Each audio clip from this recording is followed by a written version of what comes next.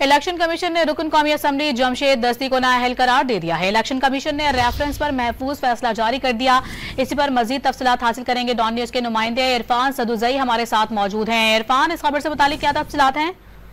जी, election commission ने गुज़िश्ता समात के ऊपर ये फैसला महफूज किया था और इस पे आज अपना फैसला जारी कर दिया है। और ये जो रेफरेंस है ये स्पीकर कौमी असम्बली ने इलेक्शन कमीशन को भेजा था, इसे इलेक्शन कमीशन ने मंजूर करते हुए जमशेद दस्ती को नाअहल करार दे दिया है। और जमशेद दस्ती की नाअहली के हवाले से 2 दरख्वास्तें इलेक्शन कमीशन ने मंजूर कर ली है। और बुनियादी तौर पे जो जमशेद दस्ती है, इनकी जो तालीमी असनाद है उनके ऊपर उनके हवाले से यहाँ पे रेफरेंस आया था कि उनकी तालीमी असनाद जाली है। और यहाँ पे जो दरख्वास्त गुजार थे उन्होंने ये कहा था कि इनको अगर हमने टेस्ट भी करवाया, चेक भी करवाया है और इसकी तस्दीक नहीं हो सकी, तो जमशेद दस्ती भी इलेक्शन कमीशन को कायल करने में काफी हद तक नाकाम रहे थे। और उन्हें 12 ये मौका दिया गया कि आपने जिस बोर्ड से अपने जो इम्तहान पास किए वहां से इसकी तस्दीक करवा के इलेक्शन कमीशन को आगाह करें। लेकिन बड़ी तफसीली ब्रीफिंग हुई थी और उसमें जमशेद दस्ती जो है वो मुतमिन नहीं कर सके थे इलेक्शन कमीशन को। और काफी तफसीली जो समात थी उसके बाद फैसला महफूज हुआ था और आज इलेक्शन कमीशन ने इसके ऊपर फैसला जारी करते हुए